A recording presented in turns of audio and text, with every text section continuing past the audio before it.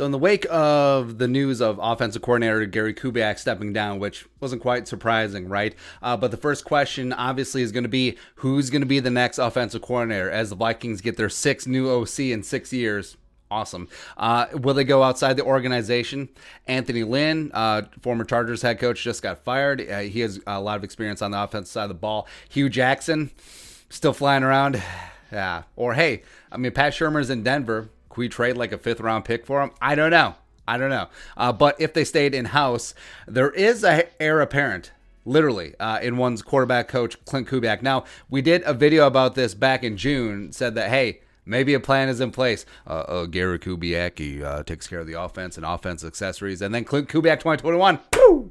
Now, I honestly don't think that Kubiak would have stepped away unless there was a plan in place. I don't think that he would leave the team and Zimmer and also his guys, the Kubiak contingent who came over, his son, as well as offensive line coach Rick Dennison and tight ends coach Brian Periani. I don't think he would just leave them hanging and twisting in the wind. I don't. So could there be an actual plan in place or at least a strong understanding with Zimmer is that, hey, you're in good hands with old Sonny Boy, right?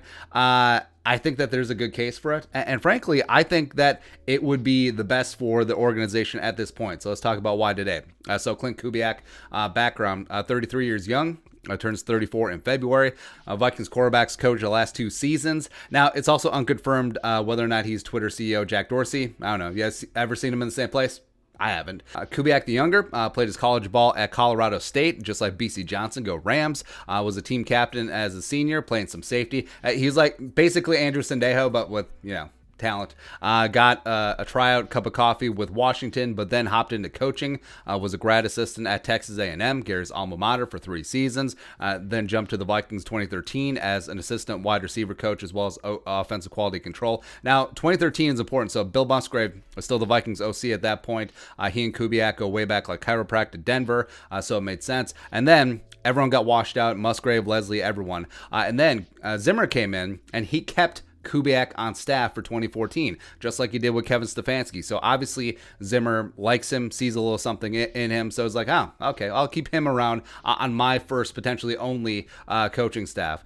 Then he left in 2015, was a wide receiver coach at Kansas under David Beatty, who also has strong A&M ties. 2016 through 18, went back up to Denver when Gary was head coach in 2016, and then he kicked up into the front office. In the last 2 seasons, he's been here as Vikings quarterbacks coach. Now, the last 2 years with Klint in that quarterback coach spot, Kirk Cousins has played some of the best ball of his career.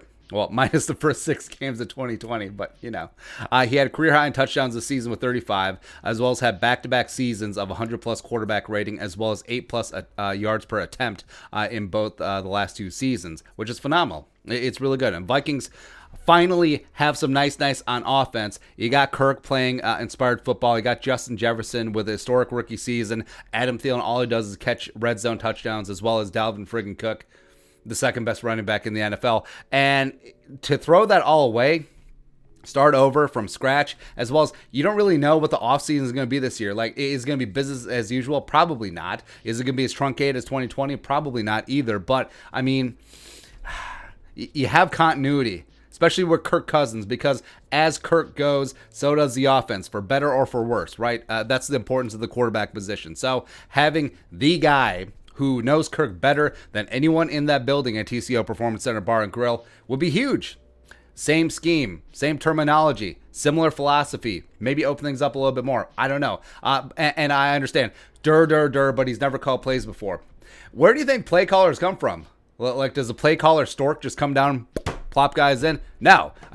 Bill Walsh never called a play until he did. Mike Shanahan never called a play until he did. Gary Kubiak never called a play until he did. So Klint Kubiak, this could be the start of something big. As well, Kevin Stefanski never called a play until he did.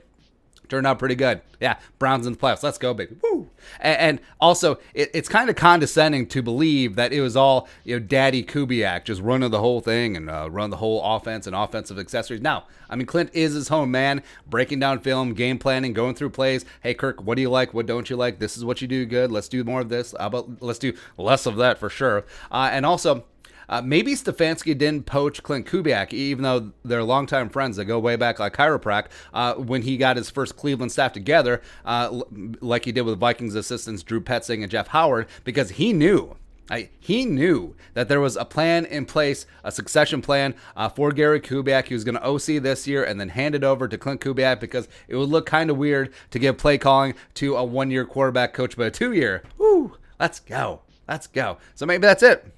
Maybe that's why. And yes, the whole nepotism thing, it runs rampant in the NFL, especially in coaching. I get it, but also it can be good. Like, for as bad as it looks at times, it can certainly be good. Because think about it. Your dad, Gary Kubiak, is a world-class football coach, and you've been immersed in the football life your entire existence. And you would think that you might learn a thing or two, just absorbing all that through osmosis as well as active learning. So I'm actually really bullish on Klint Kubiak if they want to go down that route. And I think that Zimmer might. I mean, you saw that the Vikings had success on offense this year. Frankly, it was the one phase out of the 3 that wasn't hot garbage for most of the season. So don't mess with it. I mean, Kirk Cousins playing good ball. Don't mess with it. Elevate Klint Kubiak to OC, but also, I mean, run some different plays on 4th and 1. Maybe air it out a little bit more. Maybe throw on first down. I don't know. There's a lot of other things going on there. But yeah, if they stay in-house, I wouldn't be mad about it. I wouldn't. But your thoughts. Klint Kubiak, OC, let us know in the comment section below. Subscribe for daily Vikings takes. Want to support that work? Pull us on the Venmo. But until next time, Skol, production value.